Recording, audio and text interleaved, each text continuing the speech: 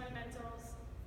Break them down a little bit and make sure that they're solid in those. Because when a pitcher pitches a ton, like in season, her fundamentals are going to go down. It doesn't matter how good she is and how much she practices, they're automatically going to slide because she's focused on throwing strikes. She doesn't care how she does in the game, she's going to throw that strike.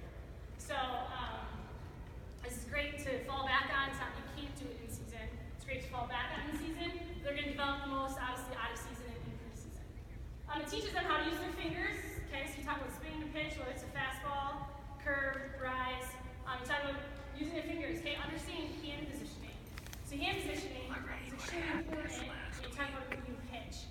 So without your hand in the right spot, the spin is not going to be correct. Does that make sense? So say my rise ball.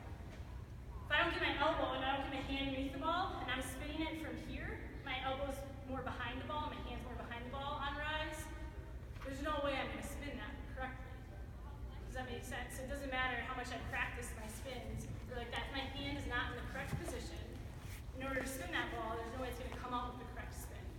So hand position, I'm talking about hand positioning a lot during this, and hand positioning is really important.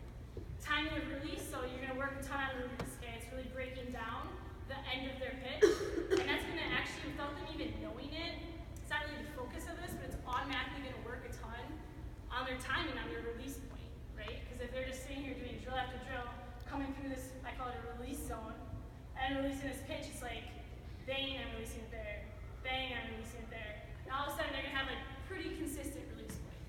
So it's awesome like that. And it teaches them, I'm going to talk about spacing. And this is kind of a new term to me. I've developed it in the last probably 2 years of my pitching career, but I go to these national pitching conventions, and I hear, again, LSU, UCLA, all these different coaches, and they're talking about spacing. They're talking about how important creating space is. They're like, there's 4 characteristics of pitching, and one of them is definitely, no matter what your pitcher looks like, she needs to create space for her arm to go to the target, for her hand to go to the target.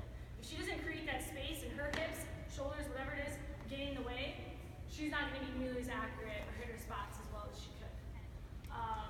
So it talks about creating space. So 2 of the things that create the ball to break is spin. So again, having that correct spin, and then we talk about weight transfer. So you think about like a rise, right? You're bringing your weight's kind of back, and you're bringing it forward. You want to do more underneath the ball, a drop. You're going to make sure that your weight's on top of the ball when you're spinning it. Okay, so I've seen a lot of great pitchers who've got great spin. They're like, why isn't my pitch breaking right now? I've got perfect spin. It's like, because you're not really using your weight properly. Their weight transfer needs to be at the same time that they're spinning that pitch. So for curve, I'm here. When I'm spinning this pitch, my weight needs to be coming through with it. Screwball, I'm here. I'm going to spin this pitch right here. My weight needs to be coming through with it. Drop ball, I'm going to spin it here. Then you make sure I'm forward enough. I always say nose over the toe. Boom, to make sure I'm spinning it. If my weight is too far back at my drop, it's going to just hang. It's going to hang there. It doesn't matter how much good spin she has. If she spins it like this, there's no way it's going to really drop that much. So that weight transfer needs to be the same time. Same with rise. If I'm not under my rise, there's no way it's going to spin if I'm just throwing it when I'm here. There's no way it's going to break. Okay, so break. And then I always say this, like when I do a pitching clinic, this is a good thing if your pitcher is like her mind's going 1,000 miles an hour. It's like, hey, create space and understand that the ball is going to go where your hand goes. So one thing that's attached to the ball is your hand. If your hand goes to your target, your ball has a pretty good chance of going there. So I talked about obviously follow through, having a consistent follow through. So that's what this develops too, is just making sure you want their hand to land in the same exact place every single time on whatever pitch it is that they're throwing. So fastball, every single time, like right here. Curveball, every single time right here. Screwball, every single time right here. Rise ball, every single time right here. And you watch that on them. And you make them aware of that. And then really good pitchers is when they hold themselves accountable for that, like where was your hand at the end of the pitch? And then they know. So ask them that, make them aware of it, and be like, you need to focus on that. Because then the ball's going to go where the hand goes. So if my hand and my curve is going up here, or here, or here, there's no way you're going to throw a consistent curve. No way. Here, every single time. So the ball goes where the hand goes, and that's why spacing is so necessary.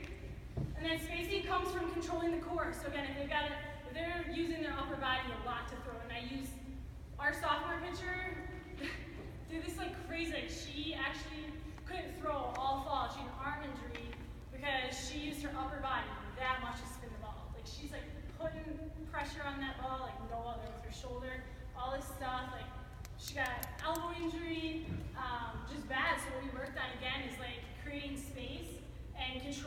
core so her shoulders aren't flying around, stuff like that.